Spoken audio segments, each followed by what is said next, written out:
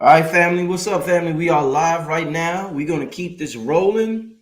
This is going to be a powerful, powerful year. We're moving faster than we moved before. So the shows is going to pick up. The information is going to pick up.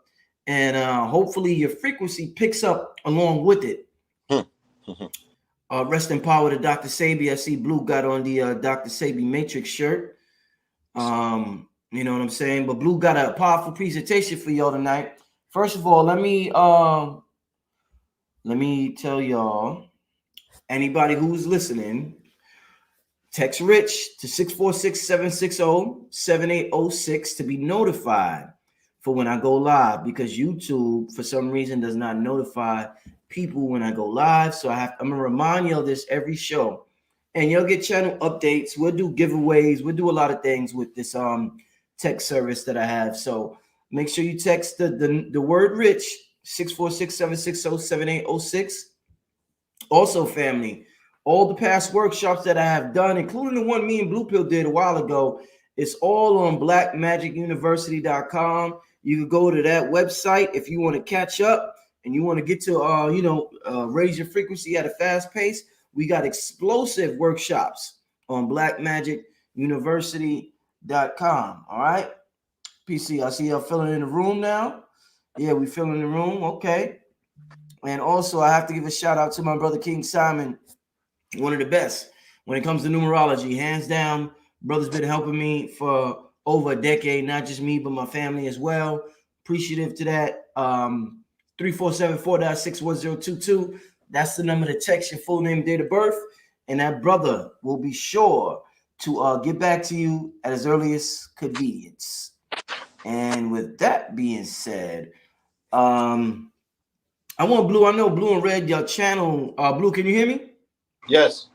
I know your channel is suspended by YouTube, so I know y'all got a Discord. Can you tell the family before we start today's presentation how can they join your Discord to stay in touch with the Know the Ledge? Yes. The Discord is called Know the Ledger, and they can definitely access it directly through the link in my bio. If they go to Instagram, which is my Instagram name is the same as my name right here, Blue Pillar 44. So they can go directly through IG and get that link. I don't, I have not done it separately, so I don't know if the search capabilities is like you could pull up on Discord and type in Know the Ledger. If Little Goddess is in the room, she might be able to help and assist. But it's definitely available, via my Instagram page, Know the Ledger. I mean, Blue Pillar 44. You hit the link on the link tree for Know the Ledger. Indeed. Jules, I appreciate the super chat out. You said, Brother Rich, did you see the Breakfast Club this morning? Do you think NLE Chopper watch your channel? He's definitely on the frequency. He's definitely on the frequency. I don't know how much he watches my channel or whatever, but he's on the frequency. He's aware of individuals in the conscious community, the esoteric, metaphysical information. Shout out to that young brother right there.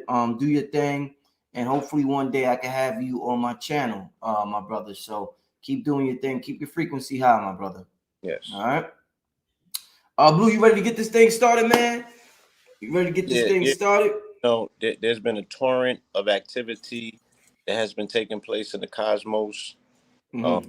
that can only be explained as extraordinary. Mm.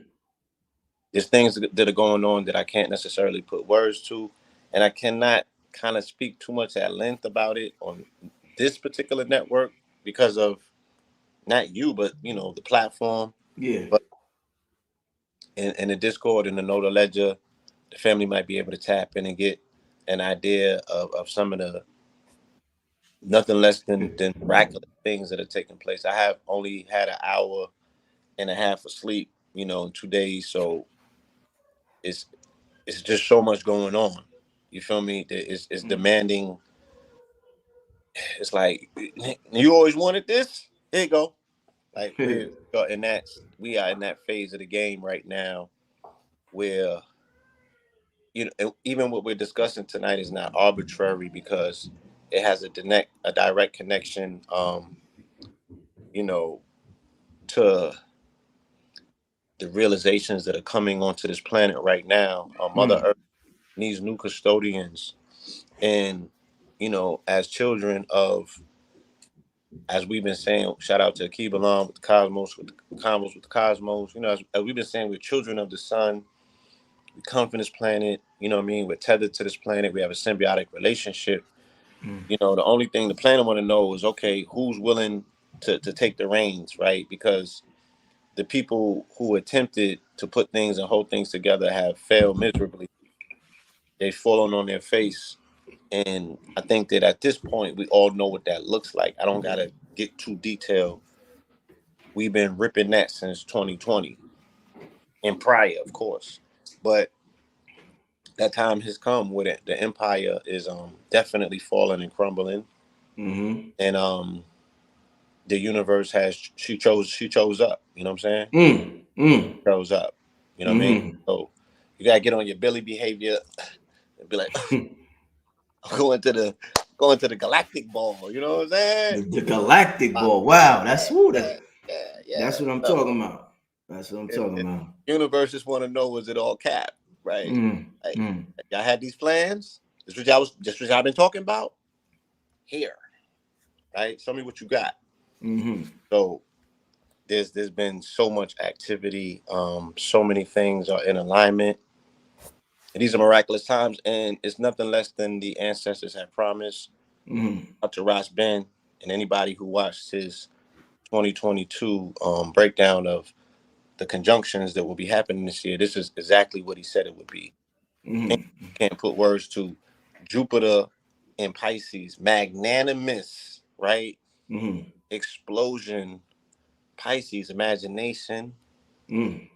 Jupiter is expansive, is huge, is big. So Mm-hmm. these ideas, this imagination that we've had, that we have been able to, speak to things and have a vision that expands. So, you know, oh man, it's just It's a lot. Yeah, that's why I told the people we picking up the pace this year, y'all. Me and Blue and some other shit. So I want y'all to keep up, and I uh, want y'all in your personal lives to, do what you got to do. That's what it's you know, about, learning who you are on an individual journey as well as a and collective journey. yeah, and this part is important. I'm not talking to be heard, because I'm really like reluctant what I say in public at this point. I'm really humbled. Mm-hmm. Not, I'm in Miami, so I'm a little, my shit be turned up. When I'm saying humble, I mean, like, when you bear witness to the face of when you bear witness to the presence of spirit, when you bear witness to things that can only be described as, you know, let's, for lack of a better term, favoritism from the Mm. Father, you know. Mm. And again, don't allow my blessings to intimidate, anybody else that might not be tapped in and feeling this, because we're doing this for Mm. us, Mm. right? Our thing has always been about community. It's always been about the collective. It's always been about collaboration. So this is not a selfish endeavor. This is a continuation of a seed that was planted, in 2000, when I sat on Valentine lectures, and he just was like, yo, I just need somebody to pass this baton to. And I wasn't qualified in the year 2000. I'm just like, let me get him an audience, because Mm. I know what he's saying has value. It's important. And I'm looking at these elders like my grandfather. You feel me? I'm looking at the fact that what I had to do for Sabi, I had to do for all of them, in terms of saying, okay, let me get this meter. If we have these bridges, if we have these platforms, if we have these connections, let me put you in front of these, people of my generation that may not know, but they can utilize everything that you offer as a service.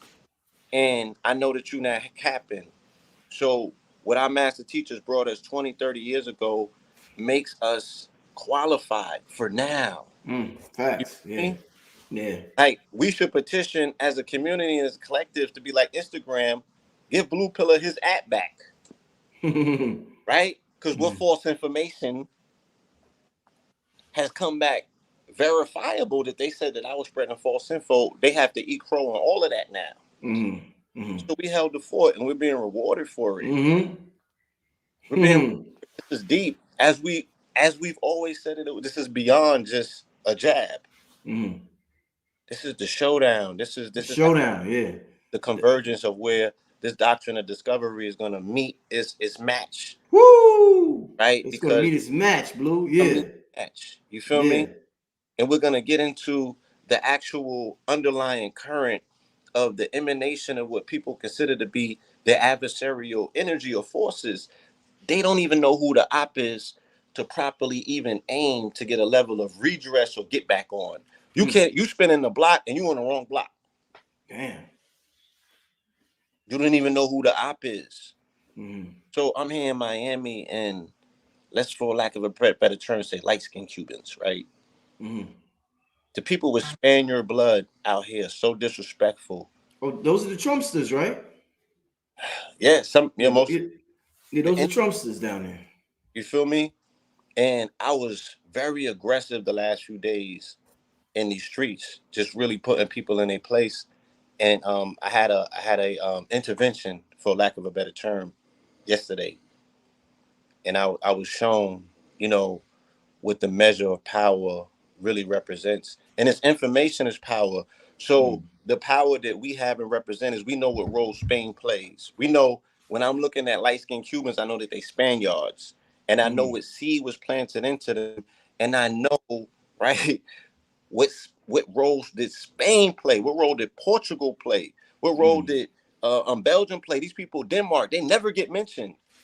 Our people is focused on hillbillies. Mm-hmm. Our people is focused on, they think the Klan is they op.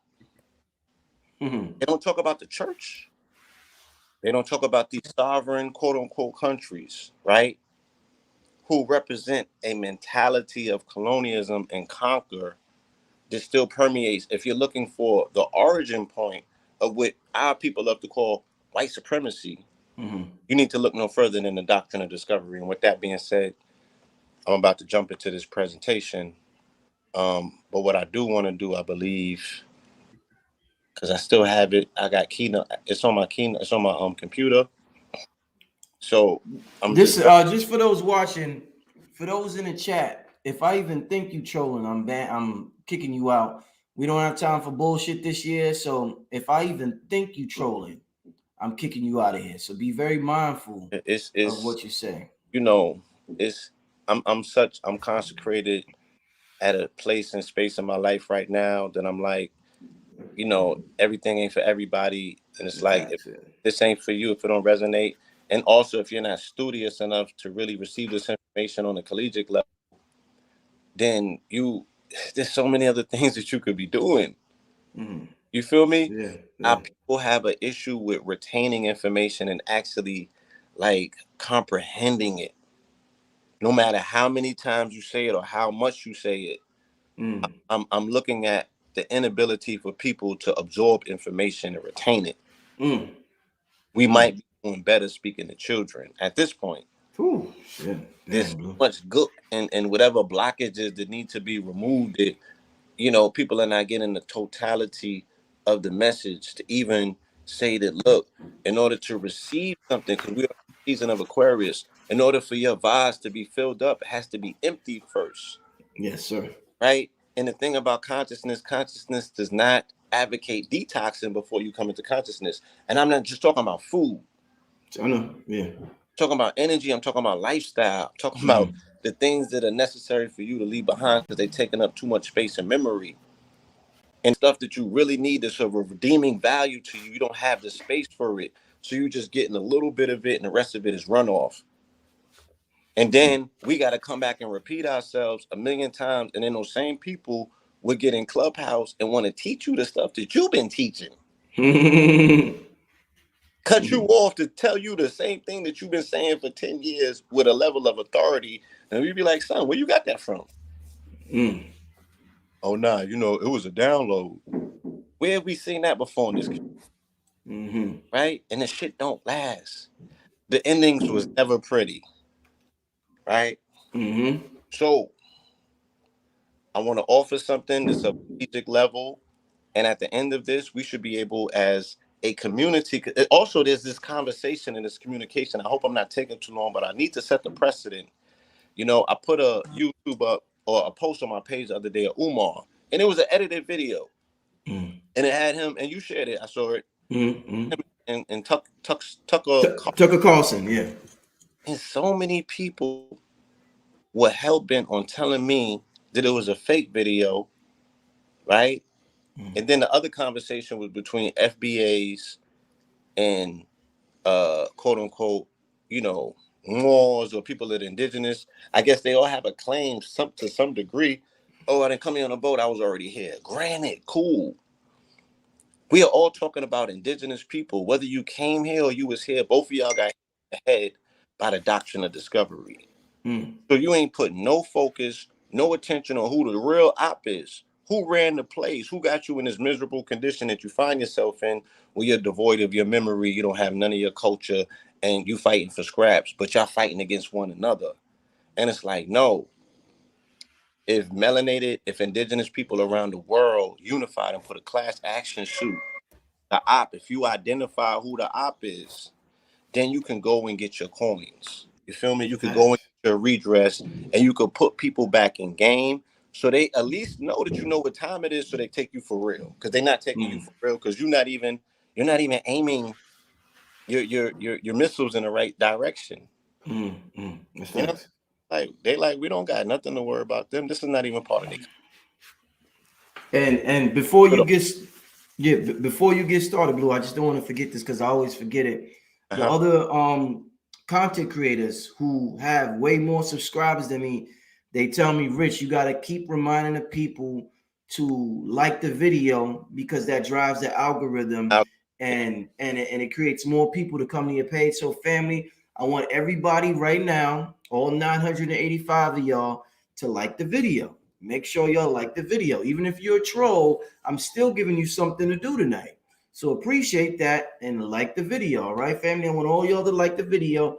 And if you are not a subscriber, make sure you subscribe to the channel. All right, family. So you can be so you can see all the videos when they come out. All right, family. You'll be notified. Yeah, All right, Blue, you ready? 1 minute, I have to switch from my phone to my computer. That's just a hit of a link. So I'm gonna drop this page and I'm gonna jump right onto my other page. All right, we here, Blue. All right, while Blue is doing that, what's going on with y'all in the chat room? Oh, that's Blue's. He's right there. All right. Yeah, we're gonna have a dynamic presentation tonight, man. This presentation is gonna be powerful. We're gonna wait for Blue to do that. What's on your mind tonight, though? Talk to me, family. What's going on in the chat? Any questions, anything while we wait for the brother Blue? Oh man. Yo, y'all see the whole Jabberwocky thing. Now bitch ass Biden is like, oh no. He's like, we're not requiring man this, or they backing off now. So bitch ass Biden and the other bitch ass dude, you know who I'm talking about, Anthony, whatever the fuck his name is. Shit was a disaster, family. This whole shit was a disaster. It was sloppy. It wasn't executed well. You know what I'm saying? Blue, you hear me? I know, but again, look. Blue, you hear me? Collegiate and strategic, man.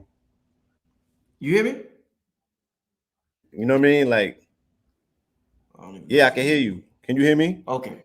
Yeah. Yeah, like I said, collegiate and strategic. Don't even let them bend you out of shape like that, bro. Go ahead, Blue. Do your thing. I'm excited. Go ahead, do your thing. All right.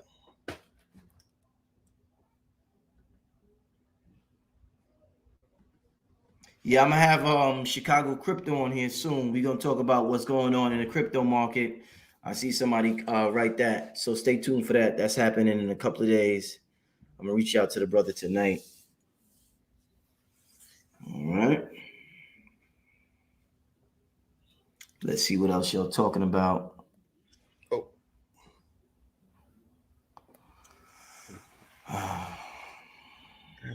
Returns of that, man. Yeah, salute to everybody who stood on a square, especially for those who had jobs and lost their jobs or had to make huge decisions. Salute to you. Salute to all y'all. Shows y'all where your character's at. And if y'all could stand in your square with this, then y'all built for so much other things that in this world, things you want to accomplish. Think of now that you stood in your square about this, Think of be a delusional optimist. Think of your grandest dream and go pursue it. Because if you stood in your square in a moment in history where they tried where they tried to shut down the entire world, and you was like, nah, fuck that, and your family turned on you and your friends turned on you. Think of your most grandest dream and go pursue that shit now. Now's the time. Now that you got this shit out the way, and it's still gonna be lingering, but my point is, you prove something to yourself. You prove you're worthy. What are you worthy That's right. for? To be the best version of yourself. It's that time now. Yeah, Blue. Yeah. Can you see it? No, I don't see it, Blue. I just see that's why I was talking to people. I just see the what's the science logo, avatar logo, but I don't see your thing, Blue. Hold on. Yeah, I had push share screen. All right, boom. Entire screen. Okay, that's what it was. Share. All right, I see it now. All right, better? Yeah. Okay. All right. All right, I'm gonna be quiet now, family. Enjoy this presentation. So we find ourselves back here. We did touch on the doctrine of discovery in a presentation that me and Rich did a few years ago when we were dealing with the correlation between Cosby and Cosby, who was up for election in the Supreme Court. And the reason that we did a dissertation combining the two and making a observation of what they have in common is because of the nature of rape and domination, right? Sexuality, the way that the colonizer imprints and implants his mind into those he has colonized. Okay, he is a habitual abuser and a raper. Okay, and even the doctrine of discovery, it was giving them all of the legal precedent that they needed to go and rape and pillage the rest of the world. Okay, so that energy always finds itself manifesting in other areas of activity. So this is culture to them. Okay, decoding and deciphering the doctrine of discovery in the name of Christ. Blue Pill and Mansa Musa. All right, shout out to my brother Mansa Musa. Mansa Muhammad. He will be joining us shortly. When I lay the case law out, he'll bring his piece to the table. This is going to be amazing, strategic, and collegiate. Okay, so what exactly is the doctrine of discovery? The papal bull Inter Caetera, issued by Pope Alexander VI on May 4th, right? May 4th is also known as May the 4th be with you. Shout out to my brother and my business partner, 19 Keys. That's his born day. Okay, so March 4th in 1493, under the sign of Taurus, okay, the Inter Caetera was issued, and it played a central role in the Spanish conquest of the New World. The document supported Spain's strategy to ensure its exclusive right to lands discovered by Columbus the previous year. It established a demarcation line 100 leagues west of the Azores and Cape Verde's island, and assigned Spain the exclusive right to acquire territorial possessions and to trade in all lands west of that line. All others were forbidden to approach the lands west of that line without special license from the rulers of Spain. This effectively gave Spain a monopoly on the islands in the New World. Now let's take a look at this family. Okay, especially people who may find themselves, for whatever reason, averse to information that comes out of the Moorish science camps. Okay, immediately following 1492, January 1st, when the Moors fell in Granada, that probably was the single most important incident in melanated history. And I'm sure there could be, a few others that compete for that title, but let's put it in the top 5.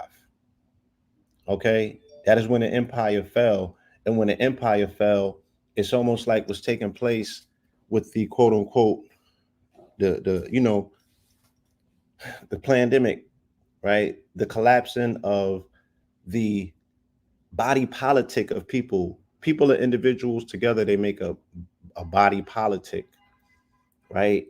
Nations, governments, states, what have you. So if you collapse the firewall of those people, or the body politic of those people, the firewall in this case would be their immunity. Okay, then invaders can invade and ravish the quote unquote land. In this case, the land would be the body. All right. So immediately after Granada fell in that last battle, and the Moors handed over the keys of the kingdom to Isabella and Ferdinand, Columbus was in the presence. He was in attendance for that particular that surrender. And then they converted Moors at that very time into what's called Moriscos, which are little Moors. So they turned them from Muslims into Christians. They demoted them, they bitched them, and they made them vassals of their state. These are the people who handed over the maps. So now the European who was roped off, Europa, he was roped off. He could not travel the seven seas and go into other regions, especially was considered paradise, which was in northwest of Mexico. Now he had the navigators and he had the maps to get over here. Now think about this. This is 1492, 1492 years after the quote unquote death of Christ. But in terms of earth science in years, the earth is like 4.3 billion years old, right? Let's say humanity's a million. Let's just throw it out there and say that. But there's, statistical proof that we can counter that and that number and stretch it a little bit. Let's because the biblical narratives tell people that the world is only 60,000 years old. Even go with that, if you will, right? It took them all that time. Only 1,492 years ago did they figure out how to get on a current, a drift, and come from one end of the world over here. The shit ain't that far. I met somebody in the UN who said that the boy swam from Senegal to America on an inner tube because the drift, the currents will pick you up. So it's like they're just now discovering what was on the other side of the Atlantic. You feel me? They didn't have access. So when that fell, and when they fell, the church split the world into two with a invisible demarcation line. A demarcation line is something that appears to exist, but it don't. Case in point, let's look at Brooklyn, right? Brooklyn is Kings County, is connected to Queens County. There are no identifiable separations of that landmass. All of it is the same Long Island. Queens is connected to Long Island, and Brooklyn is connected to Queens. All of that is one landmass that has been divided and dissected and called different things, and we agree to that designation, and that's what repeat. Oh yeah, I'm going to Queens. No, you're still going to Long Island. All of it is Long Island. And Long Island came under the dominion of the five civilized tribes, right? And the apex one of that was called the Montauk, who are up in Shinnecock, or the Hamptons, if you will, right? The only tribe that has they were not conquered. Shout out to them. The Montauk Indians were taken out of civilization based on what they call paper terrorism. They X'd them out in the census and they changed their designations to black and Negroes. And that's how they took their land, because they said these people don't exist no more. Read Pyramids of Montauk. All right. That's what happened. And it's well documented. But the Shinnecock have still retained ownership of that land. Shout out to them. The bull stated that any land not inhabited by Christians was available to be discovered, claimed and exploited by Christian rulers, and declared that the Catholic faith and the Christian religion be exalted and be everywhere increased and spread, that the health of souls be cared for, and that barbarous nations, right, be overthrown and brought to the faith itself. So when they say barbarous nations, they mean the Barbary nations. The Barbary nations are the nations dealing with the empire out of Morocco, the Barbary pirates, the wars. You can Google this, okay? Because these are the people who they had to go to war with. Hence the fact that Morocco would be the first ones to recognize the U.S. as a quote unquote nation in 1777, I believe. The Sultan, the first ones to give them the acknowledgement and the operating capacity to operate, right, with their trade banners. Okay. So this goes back to the Barbary Wars and them chasing Moors throughout the rest of the world until they vanquished them all. It was a crusades. All right. Um, This doctrine of discovery became the basis of all European claims in the Americas, as well as the foundation for the United States Western expansion. Okay, in the U.S. Supreme Court in 1823 case Johnson versus McIntosh, Chief Justice John Marshall's opinion and the unanimous decision held that the principle of discovery gave European nations the absolute right to the New World lands. In essence, American Indians had only a right of occupancy, which could be abolished. They like, you niggas is just babysitting, but you don't have no rights to this land. You don't own it, and we could pick you up and move you whenever we choose to, because you don't come under Christendom. The bull Inter Caetera made headlines again throughout the 1990s and in 2000, when many Catholics petitioned Pope John Paul II to formally revoke it and recognize the human rights of indigenous non-Christian peoples. So this is the first piece of international law on record, right? And what does international law means? It's like, again, it's a perfect time because we can use these comparisons with real-time events. International law today would be certain mandates. But you like, damn, I thought these people had beef with one another. Why overnight they all got on the same page? We've never saw that before. They didn't even play politics. Nobody stood up and was like, nah. And I'm not talking about the 6 countries in Africa and all that. I'm talking about the main hitters, the people that got beef, that don't see eye to eye. But that rollout was international law. It was agreed upon across transnational, transinternational companies and corporations, right? So the first piece of international law, a law that's recognized by many nations, okay, unanimously and enforced, protected. This was the first piece, and it has not been rescinded. It's still on the books, right?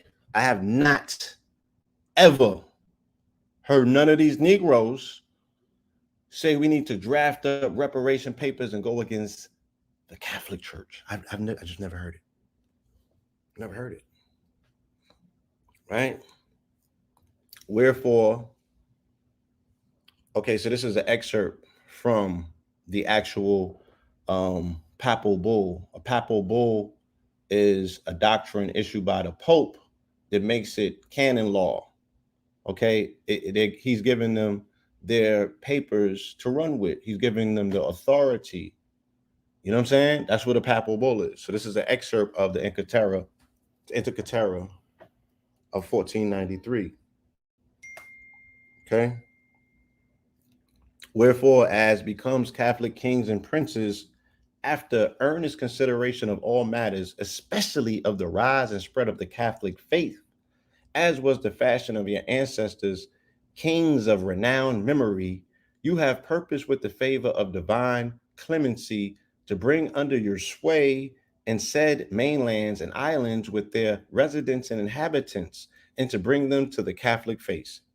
Hence, heartily commended in the Lord this your holy and praiseworthy purpose, and desirous that it be duly accomplished, and that the name of our Savior be carried into those regions, we exhort you very earnestly in the Lord, and by your reception of holy baptism, whereby you are bound to our apostolic commands, and by the bowels of the mercy of our Lord Jesus Christ, enjoy strictly that inasmuch as with eager zeal for the true faith you design to equip and dispatch this expedition, your purpose also, as is your duty, to lead the people dwelling in those islands and countries to embrace the Christian religion, nor at any time let dangers or hardships deter you therefrom, with the stout hope and trust in your hearts that Almighty God will further your undertakings. And in order that you may enter upon so great an undertaking with greater readiness and hardiness, endowed with benefit of our apostolic favor, we of our own accord, not at your instance nor the request of anyone else in your regard, but out of your own soul largest and certain knowledge, and out of the fullness of our apostolic power, by the authority of Almighty God, conferred upon us in blessed Peter in the vicarship of Jesus Christ, which we hold on earth, due by tenor of these presents, should any of said islands have been found by your envoys and captains, give, grant, and assign to you and your heirs and successors, kings of Castile and Leon, forever together, with all the dominions, cities, camps, places, and villages, and all rights, jurisdictions, and appurtenances, all islands and mainlands found and to be found, discovered, and to be discovered towards the west and south, by drawing and establishing a line from the Arctic pole, namely the north, to the Antarctic pole, namely the south, no matter whether the said mainlands and islands are found to be found in the direction of India or towards any other quarter, the said line to be distant 100 leagues towards the west and south from any of the islands commonly known as the Azores and Cape Verde, right? So Cape Verde, just to add on, is where they first, right? I believe it was the Portuguese. I don't necessarily know if it was the Spanish, right? Because if you meet Cape Verdeans today, they have Portugal colonialism, right? So Cape Verde is one of the places where they first captured. Okay. All right, let me go back. With this proviso, however, that none of the islands and mainlands found and to be found, discovered and to be discovered beyond the said line towards the west and south be in the actual possession of any Christian king or prince up to the birthday of our Lord Jesus Christ, just past from which the present year 1493 begins. Right? And we make a point and depute you and your said heirs and successors, lords of them, with full and free power, authority, and jurisdiction of every kind. With this proviso, however, that by this hour or gift, grant, and assignment, no right acquired by any Christian prince who may be in actual possession of said islands and mainlands prior to the said birth of our Lord Jesus Christ is hereby to be understood to be withdrawn or taken away.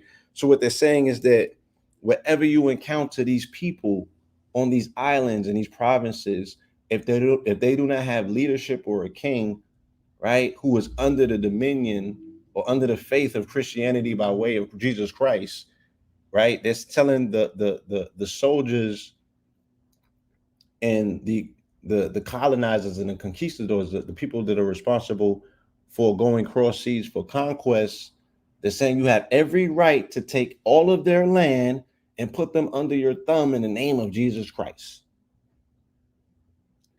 They didn't do nothing. The only thing is they don't have Christ in their life and they don't come under the dominions of the Catholic Church, of the cross. That's it, right?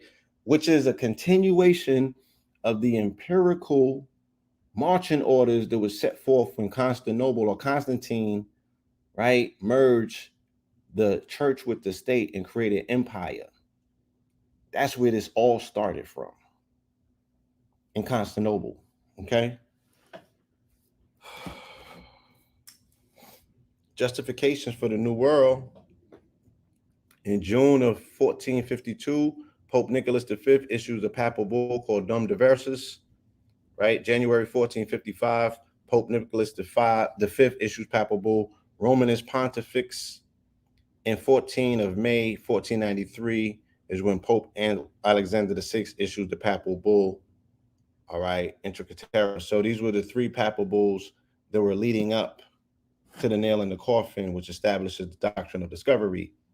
These three edicts served as the foundation and justification for the doctrine of discovery and set in place a catastrophic chain of events for indigenous peoples, all in the name of empire expansion and religious righteousness. So with all melanated people, what they call IE, aka black or brown people around the world, have in common, all of them, this is their op.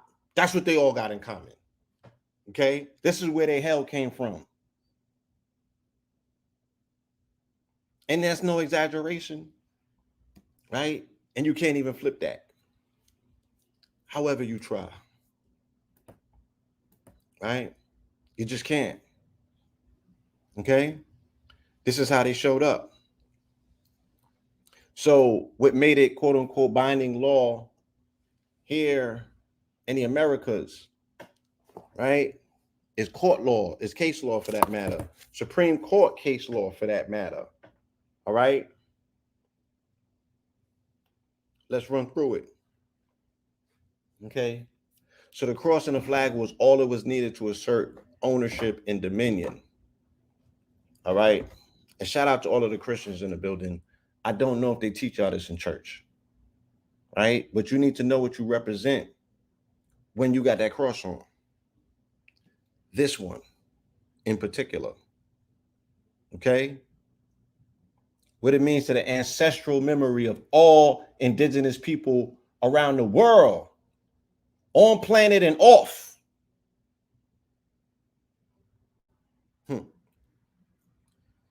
City of Cerro versus the Oneida Indian Nation of New York, right? 544 US 197. This was in 2005.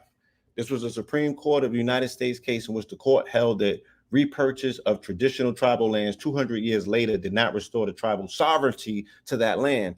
Justice Ruth Bader Ginsburg wrote the majority opinion. This is people's liberal feminist hero, right? This Jewish lady that made transition, I believe, last year. They call her notorious RBG, Nostafallah. The Oneida Nation originally possessed approximately 6 million acres in what is now known as Central New York, right? That's upstate.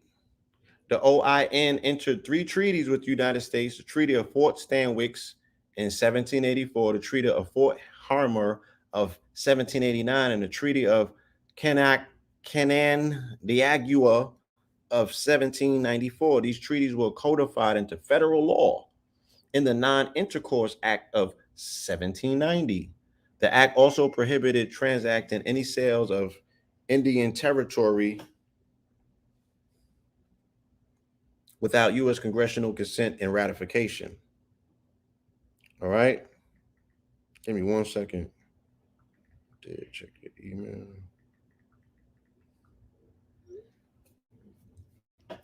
All right. In 1787, the New York State and the OIN entered a treaty where the tribe ceded approximately 5 million acres, okay, reserving only 300,000 acres to the OIN. The OIN and the state entered into another land transaction where the OIN ceded some of their 300,000 acre reservation to the state. The treaty was known as the Treaty of Fort Schuyler. Okay.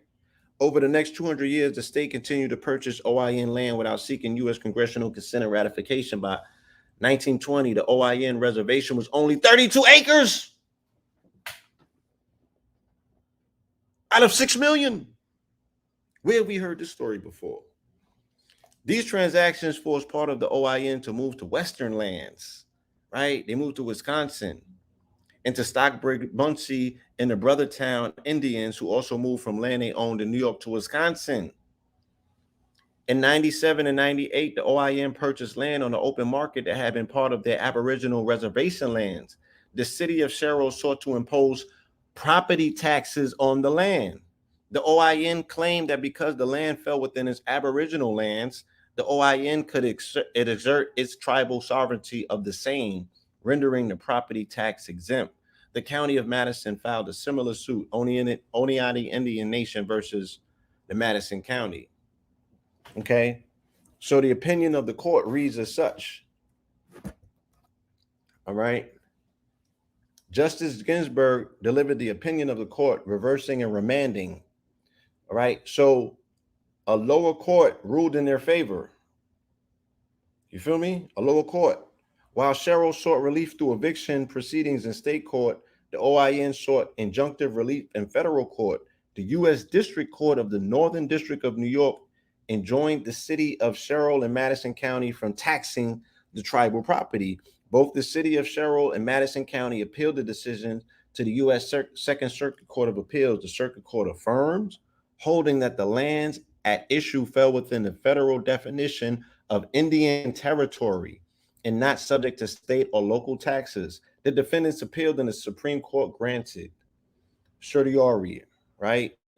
Justice Ginsburg delivered the opinion. The Second Circuit found that the land qualified as Indian territory, which meant it was exempt from state and local taxation. Justice Ginsburg's decision never overturned that finding. Instead, Justice Ginsburg held that the OIN purchase of the land did not revive its tribal sovereignty over the land because almost 200 years lapsed where the land was not under OIN control. During this 200-year period, the lands came under state, county, and local jurisdictions. This meant the lands were taxable for property taxes. Okay. In further support of the decision to overturn, Justice Ginsburg noted that to affirm the lower court's holdings would cause too much upheaval for the city, the county, and the state, who exerted jurisdiction over the land for 200 years without notice that it was not validly done. Affirming the injunctive relief to the OIN sought did not consider the loss of tax revenue to the city. Additionally, Justice Ginsburg opened that because the lands were non-contiguous with existence reservation lands, affirming the injunctive relief would create a checkerboard of jurisdictional conflict between the OIN, the state, and the city of Sherrill and Madison County, right? These justifications provided by Justice Ginsburg were meant to help those not familiar with the case history to rationalize her decision. The bedrock precedent relied on is known as the Doctrine of Discovery and was cited in the opinion's first footnote as follows. Okay. Under the Doctrine of Discovery, County of Oneida versus Oneida Indian Nation of New York, fee title to the lands occupied by Indians when the colonists arrived became vested in the sovereign, first the discovering European nation and later the original states and the United States. So here's where your case kicks in, my people, right? The land was stolen and ceded and taken from the indigenous people due to the Doctrine of Discovery. This was in 1493. There was no U.S., right? How did they get the transference of land and power, especially when people are saying, oh, Catholics don't have control of this country, it's the Protestants, okay? And I'm like, you never heard of the Jesuits? What are you talking about? So who is responsible for the transference? And why can people not still get their land back to this day because of this particular international piece of legal binding doctrine? All right. So this set of preceding court case, this set of preceding court cases made clear from the outset that immediately upon the first arrival of Christian sovereigns, including their representatives of a European nation to lands either uninhabited or inhabited by non-Christians who were not of European descent, ultimately sovereignty of the land, whose boundaries were usually understood as the entire watershed or sometimes a given radius or other specified boundary, was vested in the discovering power. Native nations retained limited rights, such as those to occupy and use the land they were currently recognized by the discovering power to be living within. So they're like, oh, we found these people on the land and they were here. We're going to take this land from them, but they can still domicile on the land. They can still fish on the land. They can still do agriculture on the land, but they don't own it. And they're going to have to pack up and leave if we tell them so. Why? Because we have the sovereign right that has been imbued and endowed upon us by the Pope of the Roman Church, who is the vicar on this planet Earth of Jesus Christ. Okay? That's how dangerous this shit is. To this day. Yo, Blue, I see your boys in the back. You want me to let them in? The brother Manson? Brother, yes. What? Okay. The God, yes, please let him in. Okay. Peace. Let me continue. Mansa, you hear me? Your phone is on. Your mic is muted. Noble, yeah. Can you hear me now? Yeah, Yes. yeah. All right. In a low volume, but I hear you. All right. What about now? Yes. Much All better. right, good. Okay, good. How y'all brothers doing? Apologies for the tardiness, but appreciate the invite. Cooking. Yeah. We cooking, you know? All right. Yeah, I hear you. Y'all going in. Yeah. Regardless, from this Tell moment hold on, onward, tell the people your name, brother, because I don't even Oh, yeah. No, you're full. Yeah, some people know me. Some people know me as Shyam the Liberator, but my name is Mansa Isa Muhammad, and you know, I'm the founder of the Murakush Society. You know, a lot of people may have seen me in the viral videos, the Moors in Court. So, you know, that's me. That's who I am. Okay. Welcome, Yes, my brother. Welcome. Thank you. Thank you for having me. All right, go ahead, Blue. Y'all take it over. yes. Regardless, from this moment onward, Native nations could no longer legally, under international law and the laws of the discovering power, expand their sovereignty or jurisdictions beyond their recognized boundaries, even if they purchased them in the same way that the discovering power was purchasing lands from the native nations, right? So they wasn't taking everything. They came with the bag for some things. And then they laid fee titles to say, oh, we own this land, because the indigenous wasn't into quote unquote ownership. So they had no title to the land. Right? Such expansions would have to be done through the discovering power. Right? So you couldn't even expand. You had to do it through them. They become the vehicle now that can go westward and go this way and go that way all of a sudden. Today in the United States, the federal government, the full legal owner, holds native lands in trust for the native nations, the beneficial owner.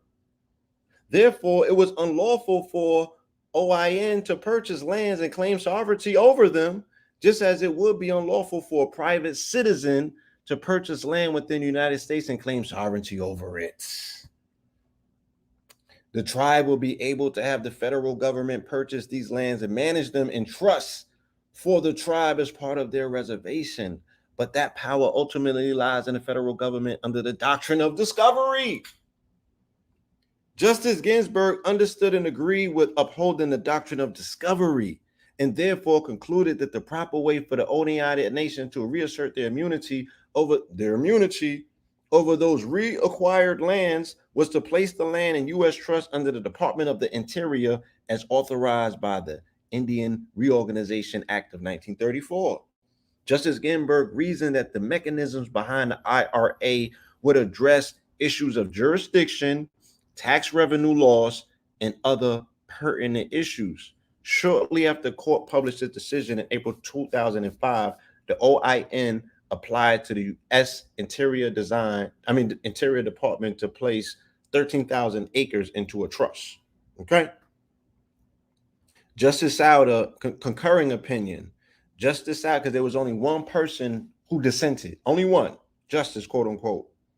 Justice Souder issued a concurring opinion stating that the amount of time involved barred the tribe from restoring sovereignty to the land in question. Oh, that's the concurring opinion. My bad.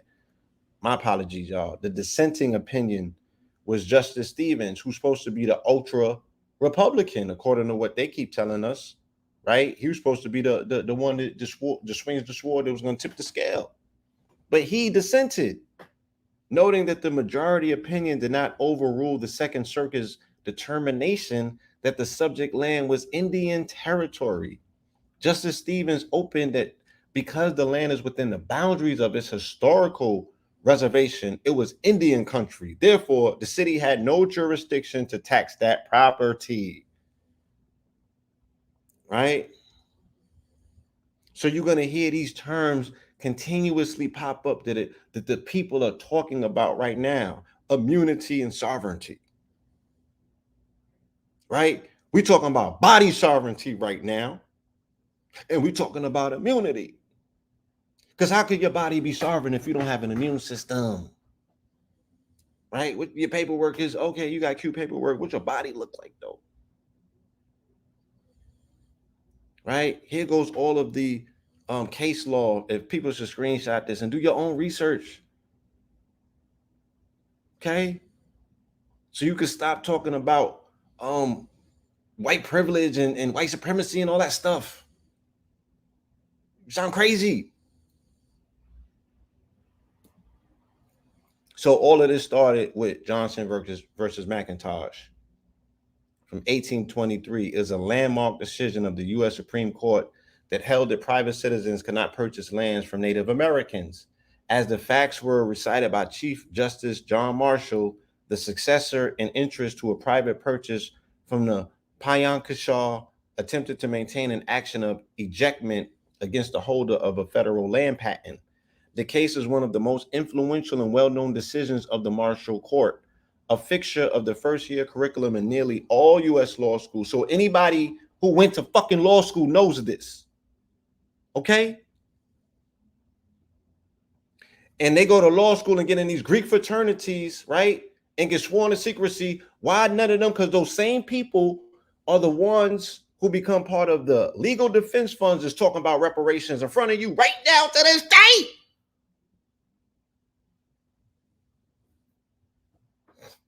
Anyway. Citation to Johnson has been a staple of federal and state cases related to Native American land for 200 years. Like Johnson, nearly all of those cases involve land disputes between two non-native parties, typically one with a chain of title tracing to a federal or state government and the other with a chain of title predating U.S. sovereignty. A similar trend can be seen in the early case law of Australia, Canada, and New Zealand. Now, how many times they keep telling you the sovereignty is a dirty word? And you shouldn't even be speaking about it because you're going to get tagged and bagged. Oh, we don't use those words in public, right? And all you heard post 2020 was sovereignty on national news. It's for them people that had all them issues with Moors back in the days. And granted, there might be a different argument or conversation altogether, a different pedigree of conversation dealing with sovereignty, but sovereignty nonetheless is the quote unquote legal precedent that has to be investigated if you are looking for redress.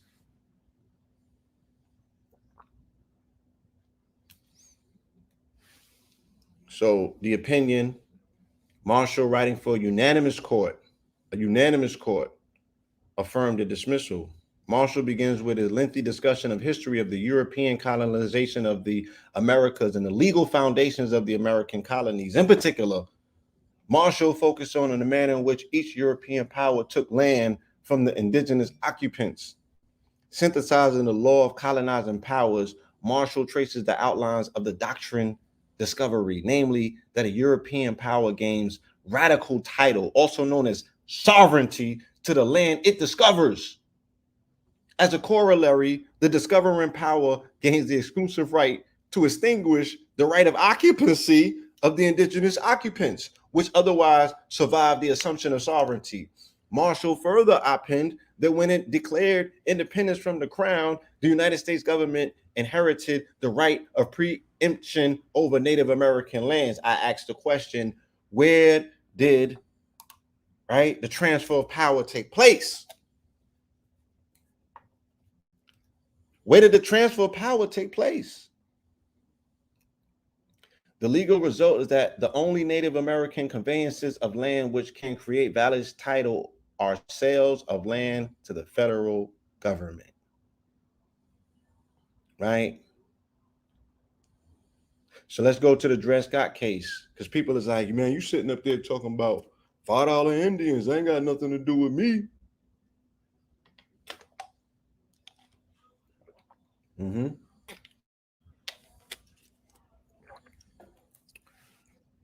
Professor Stuart Banner of the UCLA School of Law writes of the case.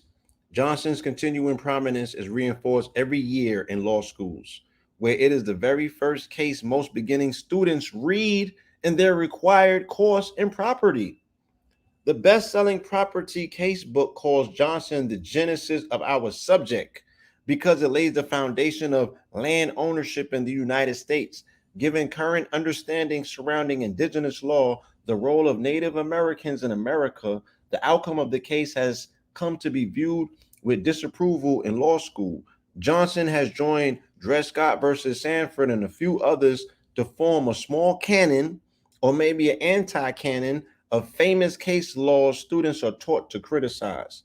The leading case book describes the philosophy underlying Johnson as discomforting and quotes with approval the recent view of a law professor that Marshall's opinion was rooted in a Eurocentric view of the inferiority of the Indian people. Johnson, though, might be the only member of this anti-canon that remains the law, and that is still cited as authority by lower courts several times a year, y'all. Right? Okay. So this happened in the midst of all of that. This was the counter. Okay. This was the counter in 07, right before the crash, during the crash, right before Obama came in, matter of fact. Okay. Now, people, to be hearing me tell my story, when I used to work at Epic, I had a office on the 21st floor, and Epic was on 55th Street in Madison. On the 21st floor, I could look over and see this. It was this big church on Fifth Avenue, and it was just a caravan of black limos meeting in front of it. This was around the time that the UN General Assembly, the UN General Assembly meets in New York in September, the end of September, around 25th, 26th, 27th. So this was right before election, before they got Obama in there. And they were discussing the housing market crash that was happening, the market meltdown. But I'm sure that they was discussing the Declaration on the Rights of Indigenous People too, right? Let's read it. The Declaration on the Rights of Indigenous People. They didn't say Native Americans. They said indigenous people. Is a legally non-binding resolution passed by the United Nations 2007. It's a legally non-binding resolution, though. Unlike the Doctrine of Discovery, which is it's a legally binding resolution. There's a difference. It delineates and defines the individual and collective rights of indigenous people, including their ownership rights to cultural and ceremonial expression, identity, language, employment, health, education, and other issues, right? Their ownership also extends to the protection of their intellectual and cultural property. The Declaration emphasizes the rights of indigenous people to maintain and strengthen their own institutions, cultures, and traditions, and to pursue their development in keeping with their own needs and aspirations. It prohibits discrimination against indigenous people, and it promotes their full and effective participation in all matters that concern them and their right to remain distinct and to pursue their own visions of economic and social development. I mean, whoa. Where the Negroes leader at talking about this?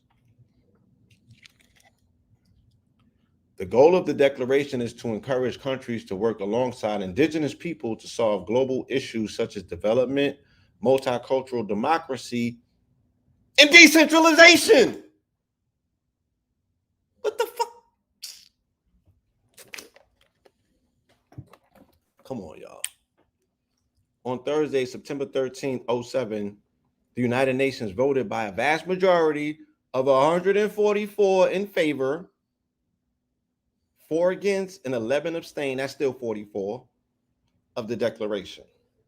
Since 07, the 4 countries voting against have reversed their position and now support the declaration. Let's take a look at them. Okay. As of February 2020, the United Nations Department of Economic and Social Affairs, indigenous peoples described as the most comprehensive international instrument on the rights of indigenous people. It establishes a universal framework of minimal standards for the survival, dignity, and well-being of the indigenous people of the world. And it elaborates on existing human rights standards and fundamental freedoms as they apply to the specific situation of indigenous people. As a General Assembly Declaration, UNDRIP, which is the UN Declaration of Rights of Indigenous People, is not a legally binding instrument under international law. According to a UN press release, it does not represent the dynamic development of international legal norms, and it reflects the commitment of the UN members states to move in certain directions. So they like, you can't tell us what to do as European sovereign powers, niggers, right? We're not going to acquiesce to that.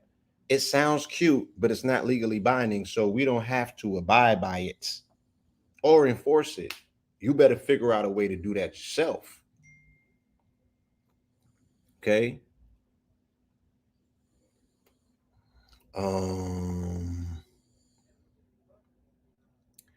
Your UNDRIP codifies indigenous historical grievances, contemporary challenges, and social, economic, political, and cultural aspirations, and is the culmination of generations long efforts by indigenous organizations to get international attention, to secure recognition for their aspirations, and to generate support for their political agendas.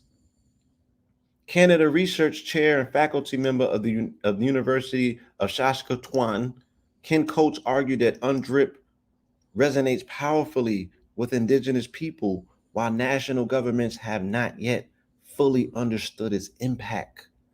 There go the countries that approved. Look at the 4 countries that disapproved. Put in perspective what's going on globally right now and where the lockdowns are taking place that are unprecedented. Australia, Canada, New Zealand, and the US. If you can't make the connection, I can't help you, right? Because it's right in front of you. And not only are these countries that rejected the UN Declaration, these are the countries that are most active in suppressing the indigenous communities during the age of C-19. Facts.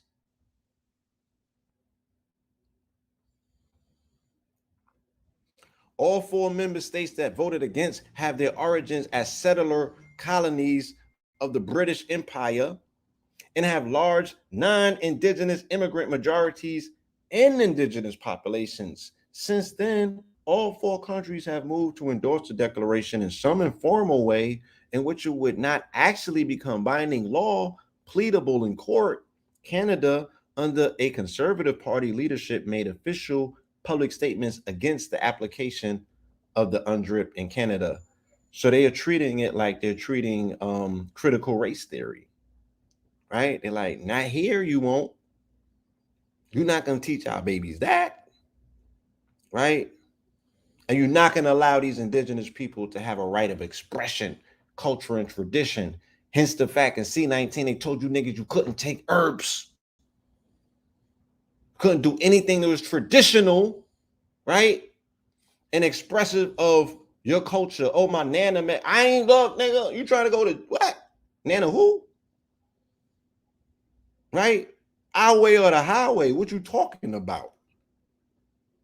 Did they not do that? Am I making this up? Can you not see the connection and the correlation? Right? How they have to do bankruptcy and resets every 7 years. So by the time the 3rd cycle of this 7-year came around in 20 to 2021, look at the condition of the country and the world where this conversation is of paramount importance right now, but who's bringing it to the table? Because these protections would have allowed people to make sure that they had access to other indigenous communities that had remedies. They had case studies that said, oh, this worked against C-19. Indonesia had it. Cuba had it. Other countries in Africa had it, right? But you got CMOS. But there was other things that you couldn't get your hands on.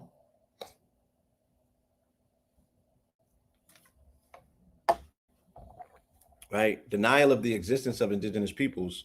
Several states do not recognize indigenous ethnic minorities within their territories as being indigenous people and simply refer to them as ethnic minorities. Look at the difference of the language, right? This is all legal, right? This all, they're setting legal precedents utilizing the terminology for a reason, because it devoids and takes people out of the jurisdiction of having any connection to traditional power, right? They're making them subject. What the hell is a minority? You should ask yourself that if you consider yourself Negro, Black, or colored, because this is what you fit under, right?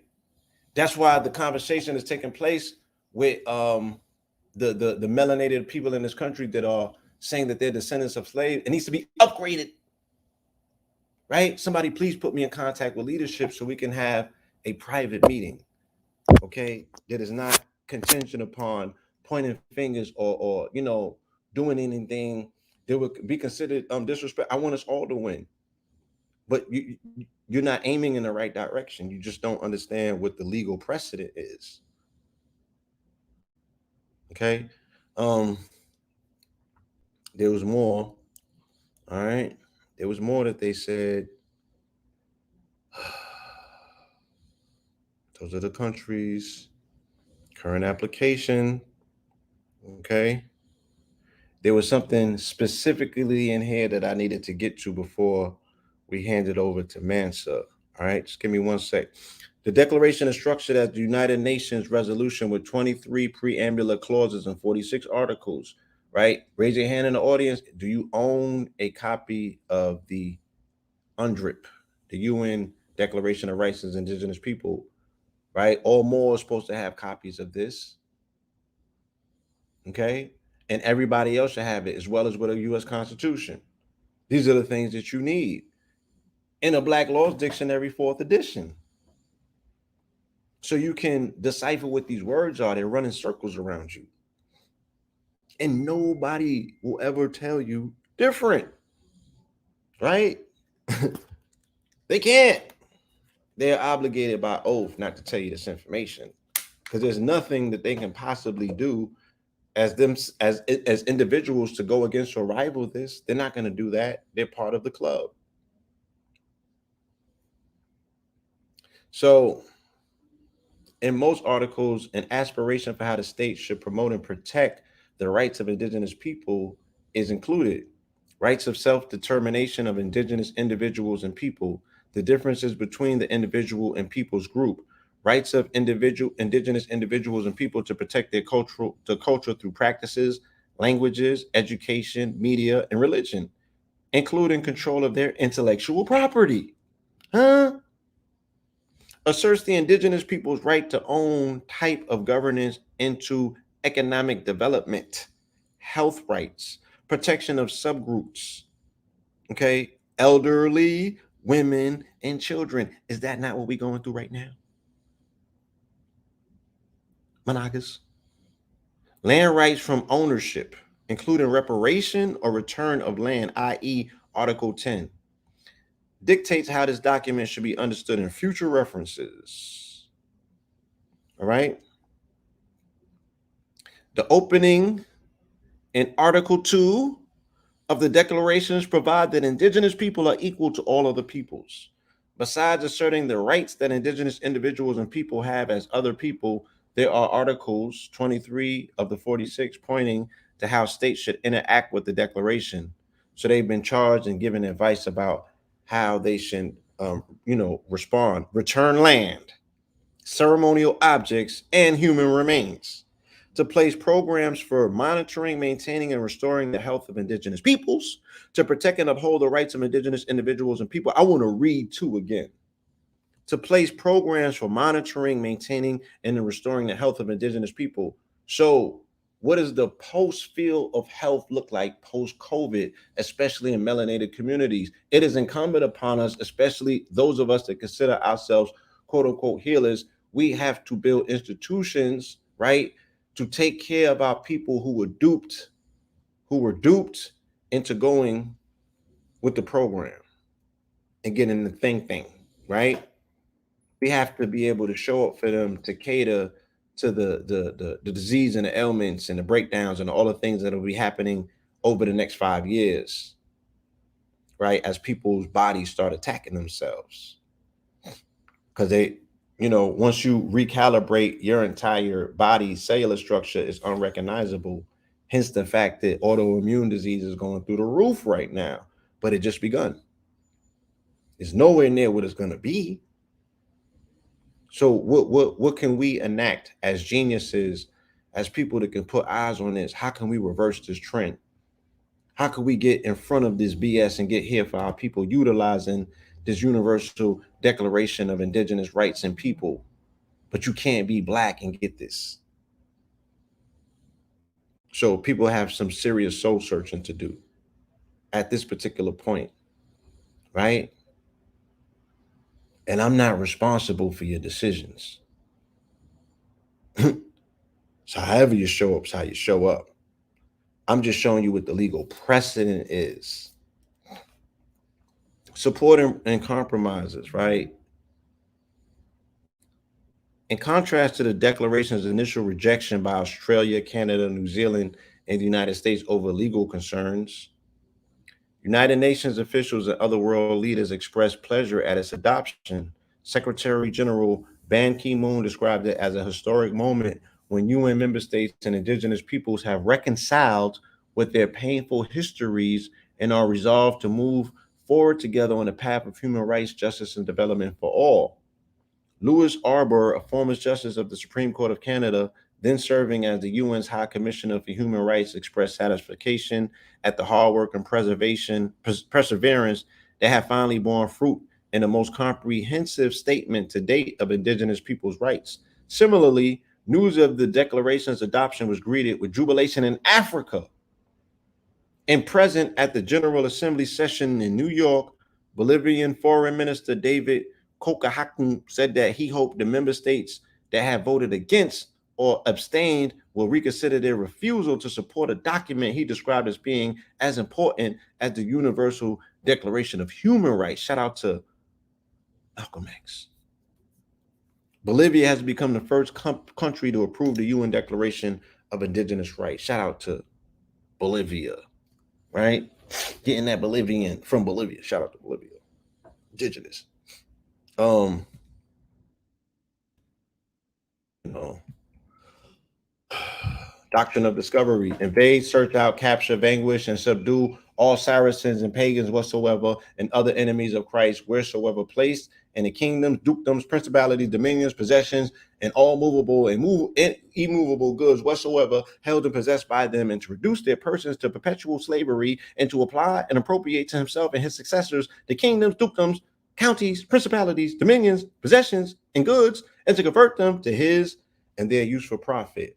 Pope Nicholas V. Why has nobody ever brought this up in their attempts again to get redress and reparations, knowing that the rule, the activating document, the permission, and the declaration that melanated people around the world, whether your ass was here, you came on a boat, right? You all got hit over the head by the Doctrine of Discovery, right? Courtesy of the Church of Rome. And you wonder why they got the the Jesuit situation situated the way that they do, right? Shout out to all of you dudes who be in YouTube gematria verse, trying to find the goddamn sports betting and all of that. And everything is everything the Jesuits did everything, huh? Okay, this will be if we needed a supporting affidavit to support that, this might be it. This might be it, right? This is the smoking gun. Okay, so they expanded west, right? Manifest Destiny. Oregon, the 33rd state, was considered the whitest state in the union. Okay, a lot of slaughter took place for them to get Oregon. When I go to Oregon, they have a lot of placards when you go into the mountains, when you go to all of these sacred sites. They put the history up of the warfare, of the conflicts that took place, right? It was they did not go eat. It was fight. It was fighting.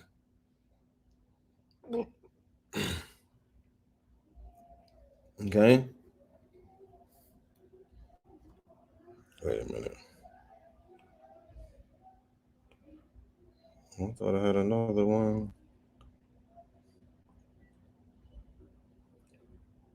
Okay. Terra nullius.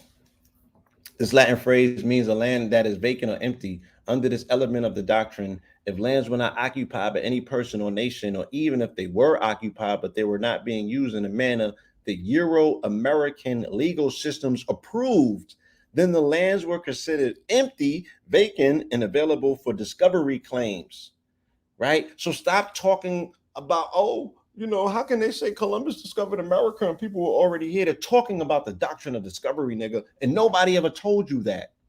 Just like nobody ever told me this in school. right? Until the master teachers started sitting us down. Shout out to Taj Tariq Bey, right? And other Moors that gave us the game on exactly what it is that we are looking at. And we move different because of that, right? Euro-Americans often considered land that were actually owned, occupied, and being used by indigenous nations to be terra nullius. The conquest. Euro-Americans claimed that they could acquire through military victories the absolute title and ownership of the lands of indigenous nations. Conquest was also used as a term of art to describe the property and sovereign rights Euro-Americans claimed to acquire automatically over indigenous nations and people just by making a first discovery. These 10 elements are plainly evident in the histories and modern day laws and policies of all settler societies. These elements were used and are still being used to justify limitations on the sovereignty, property, and human rights of indigenous nations. What can indigenous nations and people and their supporters do today to oppose the existence of the doctrine of discovery and to repeal its pernicious effects? Several suggestions have been put forth by indigenous nation scholars and activists. First, many people have called on the international community and the United Nations in particular to study and truly understand the doctrine and to begin a process of repudiating and reversing this 600-year-old ethnocentric, racist, and feudal legal doctrine. Second, indigenous scholars and advocates have suggested that all governments review their laws, regulations, and policies that impact indigenous people and repeal those that are based on the prejudices and the fallacies of the doctrine. Furthermore, these governments should undertake such reviews in full consultation with indigenous nations and peoples. You feel me? Okay. So I think that concludes my slides. Yeah, that kind of concludes my slides. And with that, you know what I'm saying, I want to hand the stage, if you will, Brother Mansa. And before the brother Mansa start, I want to remind the people watching, make sure you hit the like button, please. Make sure you hit the like button, family. And as well, if you definitely enjoy this, make sure you donate. The Cash App is on the screen. Blue Pill, I want to thank you for that presentation. This is something real important that we learned. I just learned about the Doctrine of Discovery a couple of years ago when Blue Tote put me onto it. So, I heard people mention it in the past, like Taj Tariq, but Blue really helped me understand what was it about, because for whatever reason, I never really paid attention to exactly what was going on with it. So this is history that we have not been taught. So thank you, Blue Pill, the brother Mansa. I look forward to your part right now. Go ahead, brother. The floor is yours. Appreciate it, brothers. Blue, man, as usual, excellent job. You went in so much that it laid the groundwork for some of the stuff that I'm about to say. And absolutely, you need me to give you the screen? Take the screen off? Are you good? I'm good, man. I'm good. I'll let you know when I need it, because there's a couple of articles I want to show them on our website that we have. Now, right. I just want to say it's a dope thing that you brothers are talking about this particular topic right now, because I've been talking about this for at least, like, as a mechanism that has to be explored and dealt with. I've been dealing with it for about 5 or 7 years, me and my team, because what we found out is that the Christian doctrine of discovery is at the source of the conflict. And the doctrine of discovery is a creation, is a medieval creation that camelbacks off of the Punic Wars. You understand? So everything that we're experiencing as a people, as a globe, as a global society, internationally, everything comes from first the Punic Wars and then the doctrine of discovery. And when you trace the origin of the different parties involved, you'll start to realize that this is just the same recurring theme over and over and over again. the same parties that are beefing. So I want to point out something when you was talking about Johnson versus McIntosh. That's a very, very, very, very critical piece of case law that you delved into. Here's why that's important. Was the key takeaway that has to be understood is that the Native Americans, that ruling substantiated to the European courts, to the colonist courts, that sovereignty in this land comes from the English inheriting the doctrine of discovery from Vatican, from Rome and the Vatican. And because they inherited it from them, the U.S. says when they became a nation state, they inherited it from England. From them. Right. See, so they passing the buck around. They're like, see, the doctrine gave them the ability to conquer in the name of Christ, as they say, right? Well, the reason that's significant is because a lot of times people today, we look at religion as, just a simple belief system, but it actually is the basis for law. When you start studying international law, the basis for countries' laws are based on their belief system, their religion, whatever it may be. Okay. So the reason that's key is because when you talk about white supremacy, when you talk about all of these different things, it originates from the doctrine of discovery. The concept of race and the way we understand it today starts with the doctrine of discovery. Okay. So here's the critical thing about the doctrine of discovery and why it's so important. Some of you may be aware, I was in a 8-year legal battle. A lot of people seen the Moors of Court video and stuff like that. In that fight, I beat the case. I got the charges and everything dismissed. It took 8 years to beat, but I beat it nonetheless. But what we found out is that the authority that is claimed to run this jurisdiction, this land, comes from the doctrine of discovery. So let's take, for example, if anybody who ever got arrested or you ever seen an arrest warrant, it will say within the jurisdiction of X, Y, and Z township or city of such and such or the state of such and such, right? When they say within the jurisdiction of, they're specifically speaking to the territorial borders that they're claiming. These territorial borders that they're claiming directly comes from the doctrine of discovery. Now, the Pope today, they say the doctrine of discovery is not something they actually promulgate as being valid. But here's the catch. They speak with forked tongue. They say one thing, do another. The modern nation states no longer need the authority of the Pope to say it's okay or it's not okay for them to operate off the doctrine of discovery, because it's codified in their statutes. When you trace their jurisdictional authority back, it's going to take you back to stuff like Johnson versus McIntosh. That's what they use to establish the power and authority. This is so important because when we look at all of the movements, all of the different struggles that our people had in this country, and we start to look at why things are the way they are, they're that way because this is the doctrine that they've been running off of. And that doctrine says, as you just showed, look, wherever you see Saracens and pagans, see, Saracen is a key word for more. When you start digging into all of these other placeholder terms, you'll start to understand that you can study history, but when you study history and law at the same time, then you're able to track history in a different way than people who don't study law. Because what ends up happening is the history books and scholars will use Phoenician or they'll use these other different names, but they're not using the names that's actually in treaties.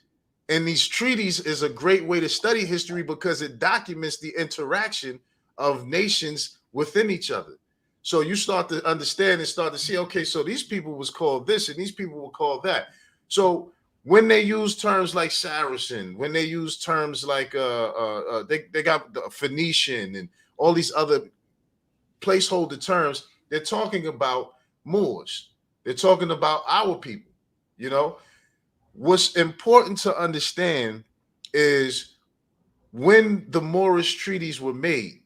You know, I always understand, and I come from the Moorish perspective. You know, a lot of people, you know, have a lot of things to say about Moors, but one thing we do know as Moors is that when we look back in history, we see ourselves in these particular treaties. Okay, you have to ask yourself, why is it now? We know the European doesn't respect or hold his word. We know that. So I'm not bringing these things up about the treaty in an attempt to say, oh, we got to hold a white man to this so he can give us this, he can give us that. No, this is the game. This is the layout of everything.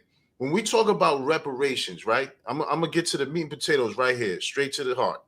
When we talk about reparations as a people, the legal argument, the when they're before the Supreme Court, because a couple of brothers, they go every few years before the Supreme Court. What the Supreme Court says is that slavery was legal during that time.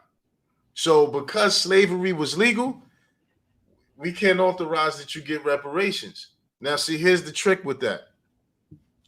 When they passed the 13th Amendment, when the discussions was taking place, Congress and the Supreme Court, they said that the Negro is free, but free is not a status in law. And we cannot give him rights that he did not have in medieval England. Because every time a Supreme Court justice is sworn in, one of the things they make them say is the law of England shall continue. Okay, so the common law of England is the basis of U.S. law. Okay, the reason that's significant is because you don't have Negroes or these other placeholder terms in medieval England, but you do have Moors. And these treaties that they made with the Moors were done to nullify the application of the doctrine of discovery when Moors or our people met them in commerce on the seas, on land, wherever we had met. It was supposed to nullify the application of the doctrine of discovery. The reason that's significant is because we have treaties that we got directly from the Royal Archives in the United Kingdom. Okay. And these are treaties from the 1780s all the way back to the 1600s. Okay. 400 years of treaties that we have. One of them recognizes the Sultan of Morocco as the ruler of all of West Africa. In fact, on my YouTube channel, the Manson channel, I have a video called the Marrakesh Minutes, and I show you the actual treaty where it says it at. All right. The reason this is significant is because here we have an African sovereign that has an agreement with European sovereigns that we should not be made slaves if they meet us. And so when they say, oh, your people sold your own people in Africa and stuff like that, it's nonsense, because the people who was doing the selling didn't have the authority to do the selling. There was an international case from the International Court of Justice. I'm going to share my screen right now real quick. All right. So I can show you this case. Let me come off this screen share right now then. All right. I'm going to stop sharing. Boom, you got it. All right. So y'all can see this right here. You can see this territorial sovereignty. We do not see it. We don't see it. Okay. 1 second. Here we go. What about now? No. Yeah, hit share screen, and they're gonna be like share your full screen. Hit that button. It's gonna be like a green box. Share entire screen. Okay. Yeah, share entire screen. Yep. I just did. Do you see it? No? No, still don't see it. No. All right. I'm not gonna hold it up. I'm gonna just read it. So this is an article I'll send it to you, Blue, but it's on my website called MiracushLawFirm.com. And it says territorial sovereignty of the Sultan of Morocco extended as far as his religious suzerainty. This case came to be about, I'll just read it right here. Faoud Amoun was a minister for foreign affairs in Lebanon, born 1900, educated University of St. Joseph, Beirut, where he graduated. He was born the son of Maronite Christians and completed his law studies in Beirut, Lyon, and Monrovia. After working as a lawyer, he joined the diplomatic service of his native country and worked as a diplomat inter alia between 1948 and 1965 as a representative of Lebanon at the General Assembly of the United Nations. In addition, he was temporarily Secretary General in the Ministry of Foreign Affairs, and from April 1st to November 18th, 1964, Lebanese Foreign Minister. So this is the guy who's making this quote at the International Court of Justice. All right, so Judge Amoun ruled the ICJ rightly held that legal ties existed at the time of colonization by Spain between Morocco and the Western Sahara, in his separate opinion. So this was about a case that Spain was in dispute with Morocco over a territory called the Western Sahara that's in Morocco, okay? So what ended up happening is they go to the International Criminal Court of Justice, and all this history about colonization and the dispute over this territory comes out. So what ends up happening is the judge further stated, excuse me, the advisory opinion has thus taken account of the statements of one party to the treaty in order to attribute to it a meaning to which the text in no way lends itself, in the absence of any intrinsic basis deduced from the terms of the convention, a meaning which appears to have sprung from nowhere and to be, to say the least, a pure figment of the imagination. What is worse, the interpretation has been made contra legem. Such an interpretation is calculated to undermine the very foundation of relations between states, namely the respect due to treaties. Morocco contended in conformity with settled case law that were two texts of a treaty do not agree. It is more limited text that should prevail. In the present case, the Arabic text, the advisory opinion mentions this contention by Morocco, but does not answer it. It could not reject it because, as I have said, it is based on settled case law. It is that the European colonists' law at that time did not forbid secret treaties, but international morality has always condemned them.